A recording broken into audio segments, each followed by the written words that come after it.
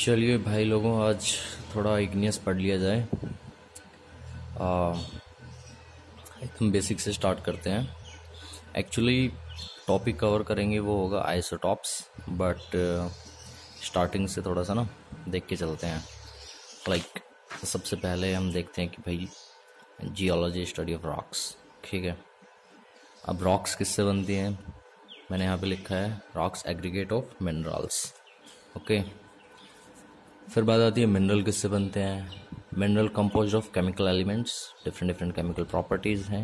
आयनिक radii, oxidation state, valence shells में कितना electrons है, कैसे बॉन्ड बनाएंगे, कैसे सब्स्टिट्यूट कौन सा आइटम किसकी जगह करेगा। तो एक बहुत ही वेरिएबल और लार्ज रेंज, बहुत ही वास्ट जो है सब्जेक्ट को बनाता है ये प्रॉपर्टीज़।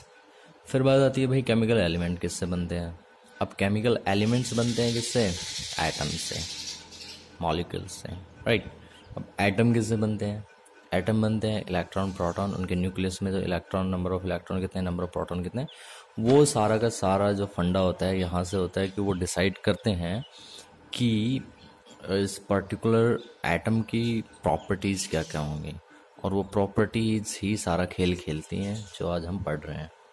ठीक है, अब चलो हम फिर एटम से स्टार्ट करते हैं। एटम में क्या क्या होते हैं? इलेक्ट्रॉन, प्रोटॉन्स और न्यूट्रॉन्स से न्यूक्लियस जो है वो बना होता है इनका।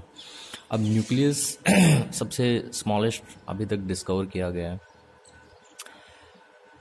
तो नंबर ऑफ इलेक्ट्रॉन्स के ऊपर नेगेटिव चार्ज होता है, पॉजिटिव प्रोटॉन्स के ऊपर पॉजिटिव चार्ज होता है, न्यूट्रॉन्स के ऊपर कोई चार्ज नहीं होता है। तो कोई भी एलिमेंट है वो कैसे करेक्टराइज करते हैं? वो करेक्टराइज करते हैं हम उसके नंबर ऑफ प्रोटॉन्स कितने हैं उसके न्यूक्लियस में, उसके बिहाफ पे उसे सारे नेमिंग दिया गया है, उसकी सारी प्रॉपर्टीज़ डिसाइड की गई हैं, उनको स्टडी करके उनको ध्यान में रख के। अब फॉर एग्जांपल एक कार्बन है, एक केमिकल एलिमेंट है, नंबर ऑफ प्रोटॉन 6 हैं उसके अंदर। ठीक है, लेकिन इसने क्या बोला है भाई, नंबर ऑफ प्रोटॉन्स तो फिक्स रहते हैं, जिनको हम क्या बोलते हैं, देखो यहाँ पे भी लिखा है, शायद हम इसको एटॉमिक नंबर बोलते हैं। Number of protons atomic number fix रहते हैं 666। लेकिन इसने ये बोला कि यार न्यूट्रॉन्स जो होते हैं ना, न्यूट्रॉन्स के ऊपर कोई चार्ज नहीं होता है। तो न्यूट्रॉन्स के ऊपर कोई चार्ज नहीं होता है तो उनकी संख्या जो है ना वो वेरी कर सकती है, उनके नंबर्स। क्यों? क्योंकि वो वेरी करेंगे ना तो कोई उनके ऊपर कोई चार्ज नहीं होता, तो वो उस पर्टिकुलर एटम की केमिकल प्रॉपर्टीज है उनको अफेक्ट नहीं करता है। तो मतलब कोई फंडा नहीं है भाई, तू कम हो रहा है ज़्यादा हो रहा है, हमें कोई फ़र्क नहीं पड़ता है।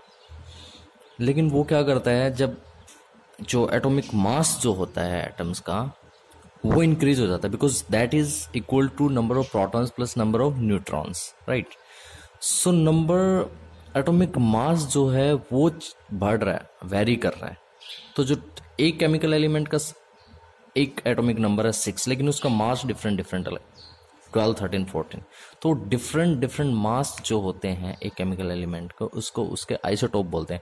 अब जैसे क्या होता है ना कि साइंटिस्ट डिस्कवरी कर रहे थे, तो भाई एक ही केमिकल एलिमेंट की डिफरेंट डिफरेंट प्रॉपर्टीज कहाँ उन्हें पता चल गई। लेकिन अब वो कार्बन है, कार्बन C612 को कार्बन बोल देते थे, इसको कुछ और बोल देते थे, इसको कुछ और बोल देते थे।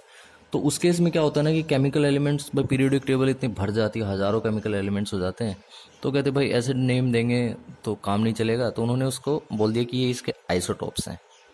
ठीक है, तुम संभालो भाई, तुम अब तुम्हारे बच्चे हैं ये। तो यहाँ पे बात आती है कि भाई आइसोटॉप्स क्या होते हैं।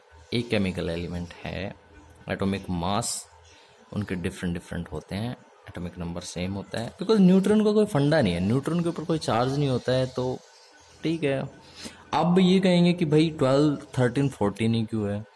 बेसिकली क्या होता है कि एटॉमिक नंबर का मैंने जहाँ तक देखा है कि मास जो होता है वो डबल ही, पीरियोडिक टेबल में करके देखोगे डबल ही होता है उसका, जो स्टैंडर्ड होता है ये वाला, है ना। बट अभी जैसे कि इसके 3 ही वेरिएंट क्यों हैं भाई? 3 इसलिए है क्योंकि अभी तक 3 ही डिस्कवर हुए हैं। साइंटिस्ट ने, उन लोगों ने डिस्कवरी की है, उन लोगों को 3 मिले हैं, तो उन्होंने बता दिया भाई हमें ये मिले हैं, हमने मेहनत की है, और मिलेंगे तो भाई और पढ़ लेना तुम। अ, तो यहाँ पे आता है हमारा बेसिक स्टार्ट हुआ था रॉक, रॉक से मिनरल्स, मिनरल से केमिकल एलिमेंट्स, केमिकल एलिमेंट्स से हम आए हैं एटम्स से न्यूक्लियस, न्यूक्लियस से प्रोटॉन, न्यूट्रॉन, इलेक्ट्रॉन से हमें पता चला है कि भाई इसके आइसोटॉप्स होते हैं। अब आइसोटॉप्स की स्टडी क्यों करते हैं, यहाँ पे देखो आइसोटॉप्स जो होते हैं ना वो भाई बहुत ही इंपॉर्टेंट पेट्रोजेनेटिक ट्रेसर्स होते हैं, हमें बहुत हिस्ट्री पता चलती है इनसे, ठीक है। अब आइसोटॉप्स को भी डिवाइड करते हैं हम किस में, स्टेबल, रेडियो एक्टिव में, वो आगे डिस्कस करेंगे, अभी बेसिक। अब जैसे कि उसके बिहाफ पे हमने क्या किया है, जैसे यहाँ पे आते हैं कि रॉक्स जो होती हैं वो मिनरल से बने होती हैं, मिनरल बने होते हैं केमिकल एलिमेंट से। अब केमिकल एलिमेंट पीरियोडिक टेबल में इतने सारे हैं, वो सारे के सारे सेम तो है नहीं, सब की अलग अलग, सब का भाई अपना अपना अलग से सीन चल रहा है।